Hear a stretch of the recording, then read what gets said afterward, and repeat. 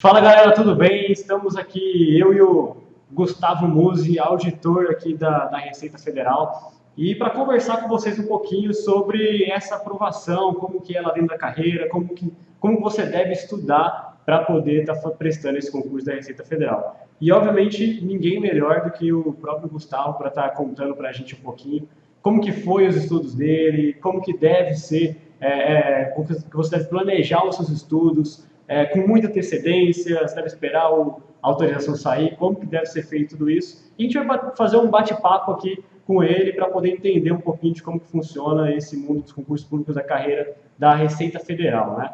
Então, Gustavo, eu queria que você se apresentasse aí para a gente, contar um pouquinho sobre você, para a galera poder te conhecer melhor. Opa, tudo bem, Rodrigão? Beleza? Falou, galera. Meu nome é Gustavo Musi, como o Rodrigo colocou, sou auditor fiscal da Receita Federal desde o concurso de 2005. Passei no concurso de 2005, tomei posse em 2006. Antes disso, eu fui analista de finanças e controle da Controladoria Geral da União. Antes ainda disso, eu fui escrevente do Tribunal de Justiça do Estado de São Paulo. E o meu primeiro emprego aí na área semipública, digamos assim, na área de concurso, foi justamente no Banco do Brasil, né? Só estou falando os concursos que eu passei para vocês, pessoal. Concurso que eu não passei, eu não vou falar, não. Mas vocês veem aí que é um longo caminho aí que eu acabei traçando no serviço público, né? O Rodrigo comentou aí a respeito de estudar para um concurso como o da Receita Federal. Bom, dizer que é um concurso que você precisa estudar, né, com paciência, estudar com perseverança, vocês já sabem disso. E aí, às vezes, o aluno me pergunta, professor, quanto tempo você estudou para passar o concurso da Receita? Eu tenho duas respostas para isso, Rodrigo. Eu digo que eu estudei 12 anos e eu estudei 6 meses, né? Como assim? Eu vinha num ritmo já de estudos, desde que comecei a estudar para o Banco do Brasil, eu continuei sempre estudando, não parei de estudar. Então, eu fui acumulando um certo conhecimento. E quando eu fui estudar especificamente para a Receita, como eu já tinha boa parte desse conhecimento já acumulado, Exato. eu precisei estudar mais matérias específicas, que foram em torno de 6 meses, né? Mas é aquele negócio, o pessoal realmente tem que estar aí perseverante, estudando e sabendo que não tem que estudar para passar, mas tem que estudar até Até passar, né? passar, exatamente. É interessante você dizer isso, porque muita gente procura o curso querendo aprovação em 4, 3 meses, mas é igual você falou, né? Você tem duas respostas. Tudo aquilo que você veio estudando para os últimos concursos e veio sendo aprovado é o que você veio acumulando até você chegar na carreira de auditor e fazer essa prova. E todo aquele conhecimento foi necessário para você chegar até aqui, né? É verdade. Então, Eu costumo dizer, Rodrigo, que estudar para concurso é como você nadar numa piscina sem enxergar do outro lado, nadar cegas. sim, Pode ser que você esteja ali a uma braçada de chegar no final, pode ser que você esteja no meio da piscina, você não sabe. exato, Agora, se você desistir, aí você não vai chegar mesmo do outro lado, né? Então é exato. importante a pessoa, às vezes a pessoa acha, eu vou estudar 1 ano e vou passar, às vezes tem que estudar 2. Às vezes se prepara para estudar 3 anos, acaba passando estudando 1 ano só. Então, o importante é que a pessoa persevere, esteja disposto a estudar até quando for necessário, e Exato. quando chegar a hora, ele vai passar. A Receita Federal, ela tem algum, para a receita específica, você tem algum método de estudo que você recomenda? Algo nesse sentido para poder ajudar esse pessoal que está começando agora, que está já nessa batalha aí? Ó, Rodrigo, estudar para Receita é assim, são muitas matérias, né? Às vezes muda um pouquinho de um concurso para o outro, mas são em torno aí de 12 a 14 matérias que o aluno tem que estudar. Agora tem uma vantagem. As provas da Receita, elas desde sempre, pelo menos desde que eu comecei a estudar para concurso e muito antes disso, elas são elaboradas pela ESAF, que é, na verdade, a Escola Superior de Administração Fazendária, que é Sim, vinculada ao Ministério da Fazenda. Então, isso ajuda porque você já tem mais ou menos a forma como a ESAF pensa, os assuntos que a ESAF costuma cobrar. E uma dica que eu sempre falo, não é nem dica, isso daqui é essencial, né, para quem está estudando para concurso, mas algo que eu sempre relembro para os meus alunos: a importância de fazer exercício, de fazer questões de provas anteriores. Então, assim, o aluno, ele não vai conseguir, um concurso como o da Receita, ele nunca vai conseguir dominar completamente todos os temas. Não dá, porque às vezes o aluno fica maluco, ele pega aquele edital e fala, meu exato. Deus, é tanta matéria, é tantos pontos, eu nunca vou conseguir saber todos esses pontos com profundidade. E de fato não vai e nem precisa. Ele Sim, precisa, na verdade, aprender, focar naqueles pontos que são mais importantes. Né? Estudar para concurso é isso. Tanto é tão importante você saber o que você tem que estudar, quanto aquilo que você saber aquilo que você pode deixar para um segundo momento, ou ter um conhecimento mais superficial. E aí é justamente o que a gente entra, né, Rodrigo? Dando esse auxílio, esse suporte para o aluno, mostrando para ele quais são os pontos mais importantes que ele tem que estudar para não perder tempo. Bacana, então, Gustavo. Bom, a gente gostaria de saber, muita gente pergunta, né? A gente sempre recebe e-mail e a galera aqui no chat perguntando como que é a carreira na Receita Federal, quais são os atrativos dessa carreira, né? O pessoal que está aí dentro, eles fazem mais pelo salário, porque realmente a carreira tem um atrativo muito grande. Conta um pouquinho para a gente o que você vê de dentro. Bom, vamos lá. Essa é a pergunta que os alunos sempre fazem, né? É importante fazer mesmo, uma vez que está aí se preparando um longo período, investindo aí parte da sua vida, até dos seus recursos também, Exato. é importante conhecer bem. Mas uma coisa eu posso dizer para você, para eles, Rodrigo, é o seguinte, cara, vale a pena, né? A Receita Federal é um órgão, além de ser um órgão de excelência, é um órgão bastante grande, você tem muitas funções diferentes dentro da Receita Federal. Tem gente que começa a estudar, é verdade, pensando na remuneração somente, né? Vamos ser sinceros, Sim, que não é sim. ruim, poxa vida. Você vê, o inicial é em torno de 16 mil reais, o salário final hoje é em torno de 21, 22 mil reais, né? Você trabalhando, fazendo o seu trabalho 8 horas por dia, Exato. não tendo que fazer hora extra, não tendo que trabalhar no final de semana, a não ser que você trabalhe eventualmente num esquema de plantão. Então, realmente, a remuneração, não vamos negar, é um atrativo, né? Claro. Mas eu acho que vai muito além disso. Como você comentou a respeito da carreira, dentro da Receita Federal você tem muitas funções diferentes. Então o cara acaba se enquadrando, acaba se encaixando naquilo que ele gosta de fazer. Então, por exemplo, tem gente que gosta de trabalhar mais uma parte mais policialesca, parte de fiscalização de malas ou abordagem de pessoas. Você tem o pessoal da aduana que faz isso. Tem gente que gosta mais de trabalhar na parte de auditoria propriamente dito. Você também tem trabalho para jurídica, você também tem trabalho para isso. Tem gente que gosta de trabalhar mais no atendimento ao público, lidar com o público, você trabalha com isso. Então, assim, na Receita, você vai acabar se enquadrando naquilo que você gosta. Talvez num primeiro momento, claro, né? Você vai ali onde o órgão tem necessidade, mas o bacana da Receita também é que você tem muitos concursos de remoção. Normalmente, sempre Bacana. antes de um concurso público externo, você tem um concurso de remoção. Então, ele consegue ir para uma unidade mais próximo de onde ele gostaria de morar. Ele consegue Sim. também mudar a área que ele trabalha para uma outra área mais que seja mais afim, né, com a personalidade dele, ou aquilo que ele gosta. Então, em relação a isso, os candidatos podem ficar tranquilos, porque dentro da Receita Federal há espaço para todos os tipos de gostos, para onde o cara quiser trabalhar, ele vai conseguir trabalhar dentro da Receita. E a questão da, claro, isso vale não só para a Receita, mas concurso em geral, né?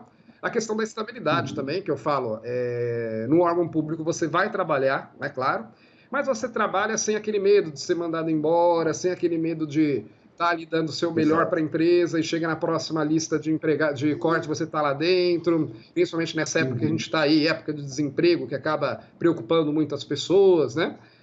Mas realmente vale a Exatamente. pena. Posso dizer para eles que a carreira na Receita são várias carreiras que você tem e ele vai acabar se enquadrando naquilo que ele quer. Assim, eu, por exemplo, realmente me realizo trabalhando na Receita, trabalhei em outros Que órgãos bom. públicos.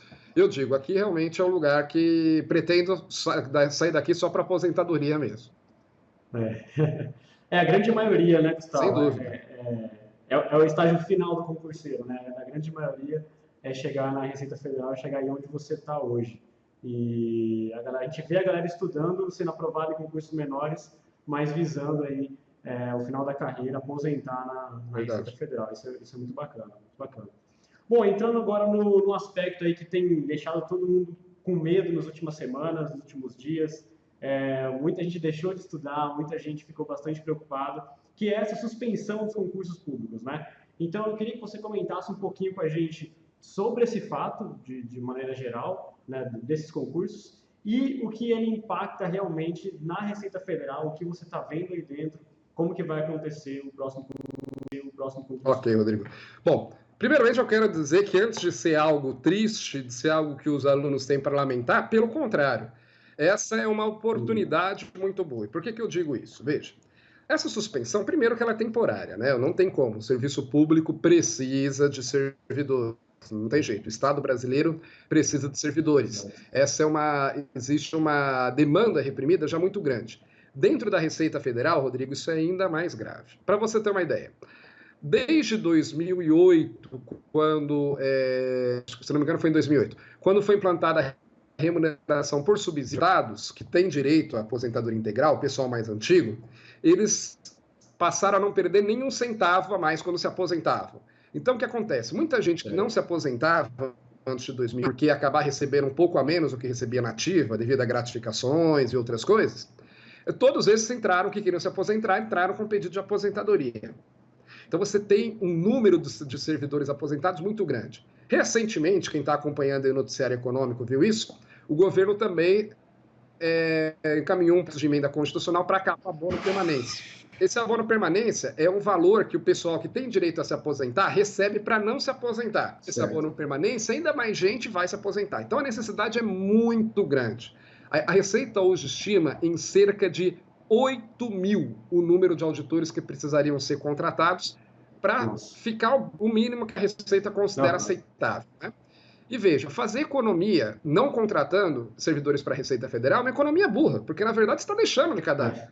Um auditor, na verdade, um ano de trabalho dele vai muitas vezes arrecadar algo que vai ser superior ao salário dele para o resto da vida, né?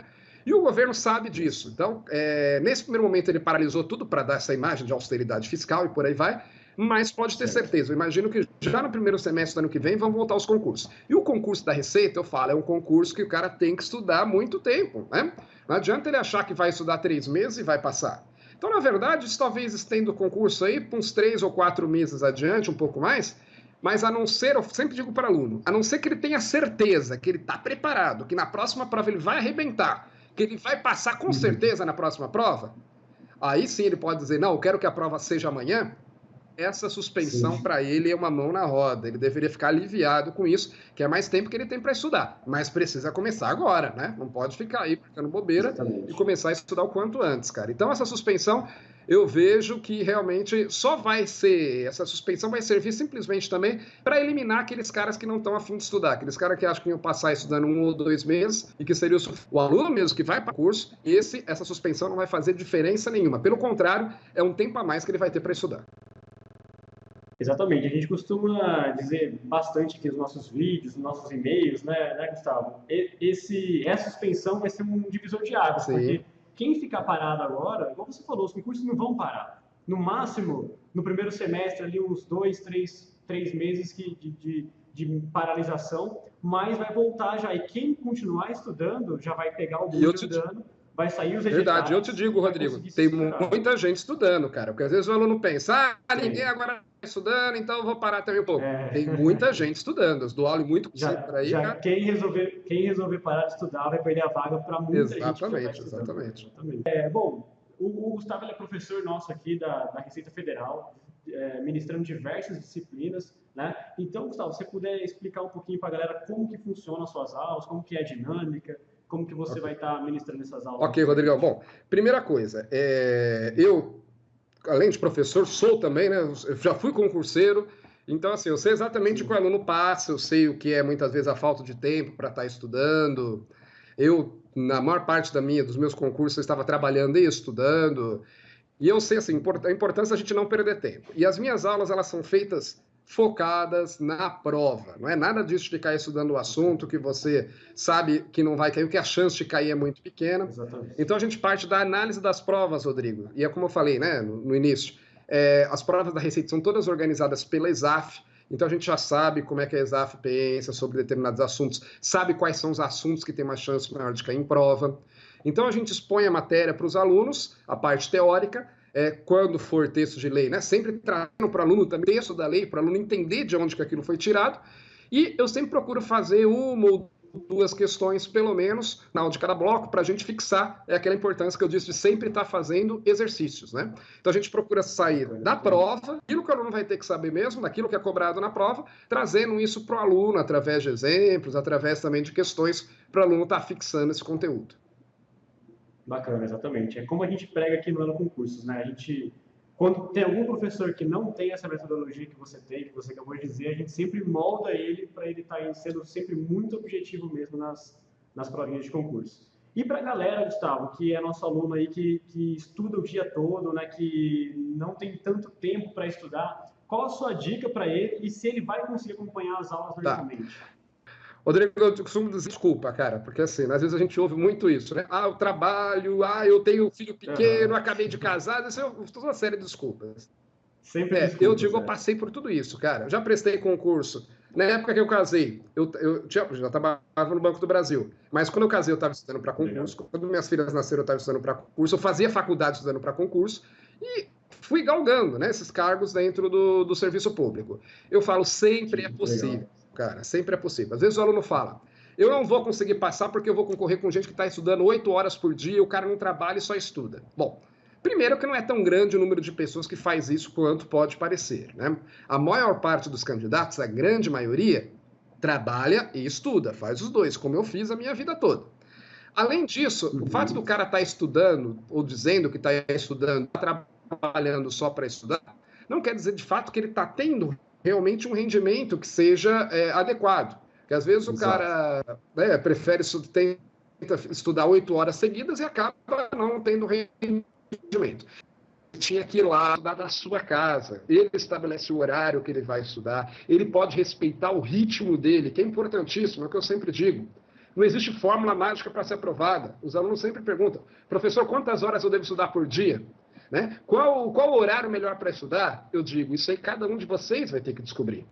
Tem gente que consegue estudar 2, 3, 4 horas direto. Tem gente que consegue estudar só 1 hora, depois precisa parar um pouco, depois volta e estuda novamente. Então eu passei por isso, por exemplo. Para a Receita eu estudava muito também à distância, mas estudava também muitas vezes meia hora, 20 minutos no horário de almoço, acordava, atendia O horário que tem, para né? estudar, cara, eu estudava picado, né? Então a gente consegue arrumar Exato. sim o nosso tempo, a gente procura nos organizar e acredite, é possível, o aluno tem que acreditar nisso.